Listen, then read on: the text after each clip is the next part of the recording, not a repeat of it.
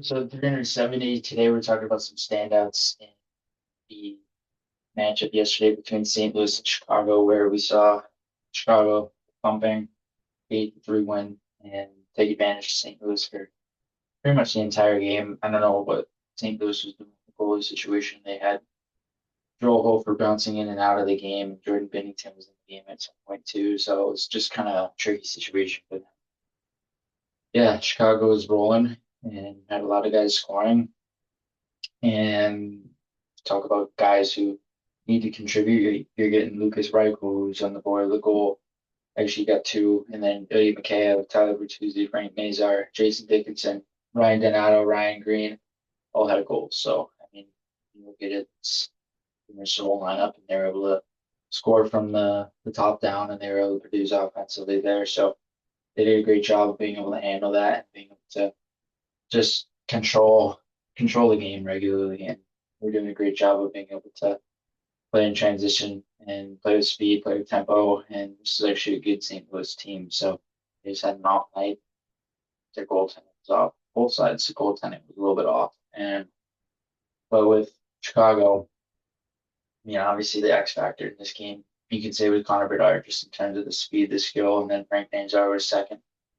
And I think what Frank Nazar brings is a little bit more unique than Connor Bedard because he has more straight line speed. He has the ability to create off the rush. He has the ability to create transition, create rush chances with ease. And obviously Bedard's more of the flashy, small area game and can maneuver in tight. But I mean, Nazar just he can just blow past.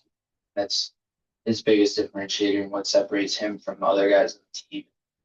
He's by and large one of the fastest players in the league already, and just generates a lot of that speed, that tempo, that fearlessness to be able to drive as he did in his goal yesterday. He maneuvered through Jake Neighbors. He handled through his triangle off the rush, and then he was able to cut inside him and then be able to snipe at shelf. So he did a great job there, and he looks like he's going to be a very effective offensive player the rest of the year. I would say if you look at the rebuild or whatever you want to call it situation right now, he's arguably the most important player in terms of where they could go the next few years, Frank Nazar is, because eventually you're going to have Oliver Moore in the mix. You're going to have Anton Fondell in the mix. You're going to have Sam Renzel become a veteran, and then Alex Vlasic's going to become a veteran full time at some point. You just get so many other guys in that mix too. I mean, Artie Levshov, Kevin Korchinski could become veterans.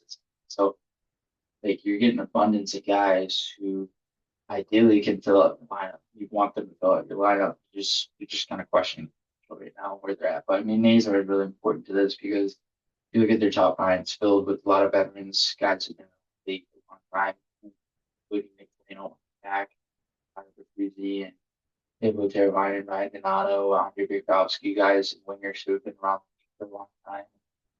Bring Nazar inside that top six. You need him to produce offensively. And that trio with Bertuzzi and Teravainen and Nazar has just been dynamite ever since day one of the season. They've been contributing offensively, but they've been controlling the rush. And yeah, they've just been really exciting to watch. I would say at some points in the game, more exciting to watch than the first line just because of the way they create.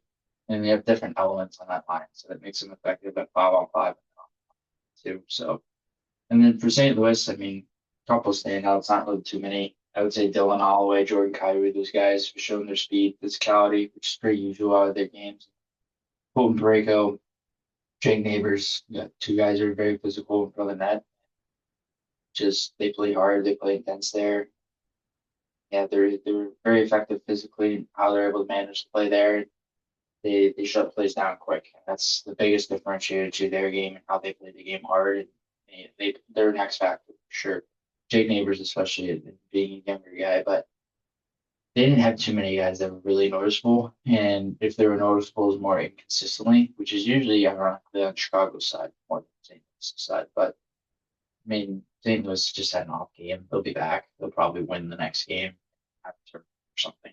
That's usually how it goes. So it's nothing to be concerned about. They'll move on after this loss, and they'll just find a ways to get better. But I mean, Chicago, honestly, they lost the first few games of the year, but ever since of course the last little while or so, they actually got some wins, two wins so far against decent teams like Utah Mammoth, decent team.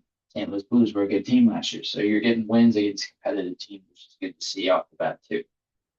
And you just want to make sure you're doing it more consistently. But I'm hoping that this year is the year that they can really take that next step. And I think that would just make them that much more exciting to watch and hopefully push for a wild card spot. And I don't know if that's a lofty bet or anything, but I hope they can continue this pace. It's fun to watch, it's exciting to watch, and that they can continue